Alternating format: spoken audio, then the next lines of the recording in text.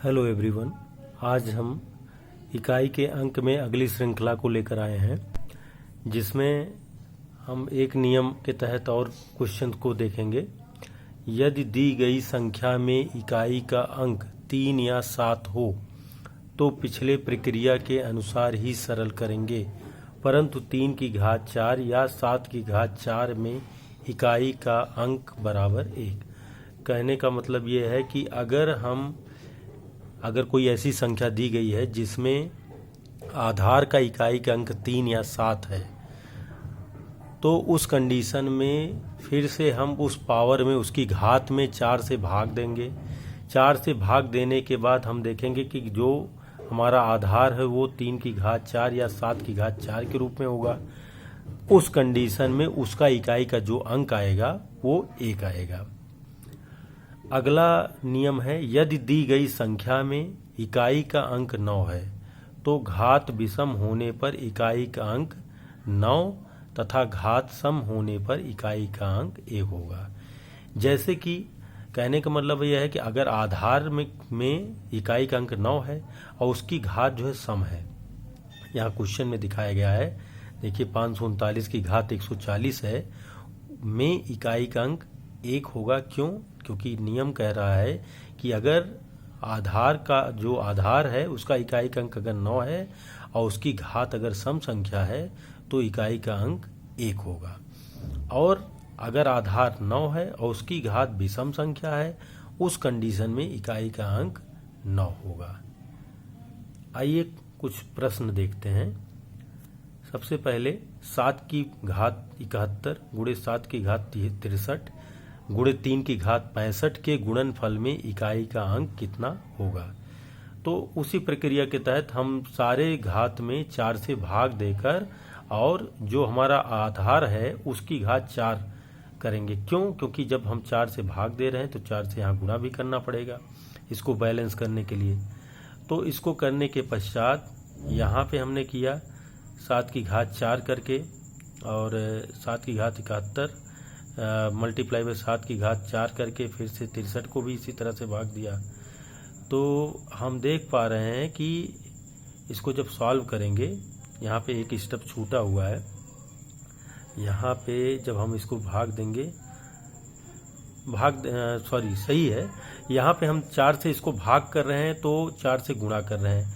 Same इस वाले में भी इसके पावर में 4 से भाग कर रहे हैं और यहाँ पे देखिए इसकी पावर को हम 4 कर दे रहे हैं। तो हमें बैलेंस करने के लिए जब पावर में हम 4 से भाग करेंगे तो यहाँ पे इसकी घात भी हमें 4 लगानी होगी, क्योंकि ये दोनों तभी कट के और हमारा ये वैल्यू प्राप्त होगा। लेकिन उससे क्या होगा, प्रक्रिया आसान हो जाएगी। जब हम इसको हल करेंगे तो 7 की घात 4 की पावर 17 और जो 3 शेष आता है उसको हम 7 की घात पे पुनः लगा देंगे।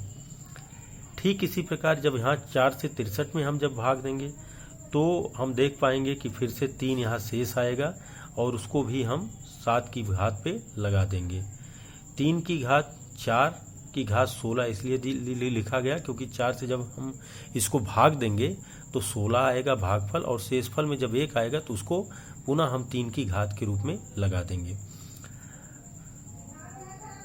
अब हमने उपरोक्त नियम के अनुसार हमने जाना है कि अगर 7 की घात 4 है उस कंडीशन में इकाई का अंक 1 होगा, और इसको सॉल्व करेंगे तो 343 आएगा। 343 और सेम यहाँ भी 1 आएगा, यहाँ भी 343 आएगा। और 3 की घात 4 में भी इकाई का अंक क्या होता है, 1 होता है नियमानुसार। और यहाँ 3 की घात 1 में 3 आ जाएगा में इकाई का अंक। इसको परस्पर हम मल्टीप्लाई करके अपने सुविधा अनुसार इसको हम गुणा कर लेंगे। गुणा करने के बाद हम देखेंगे कि इसमें 27 आएगा। 27 में इकाई का अंक जो है 7 हो जाएगा। ये रहा। एक क्वेश्चन हम और इसी तरह से देखेंगे। 2464 की घात 1793, 615 की घात 317, 131 की घात 491 में इकाई का अंक।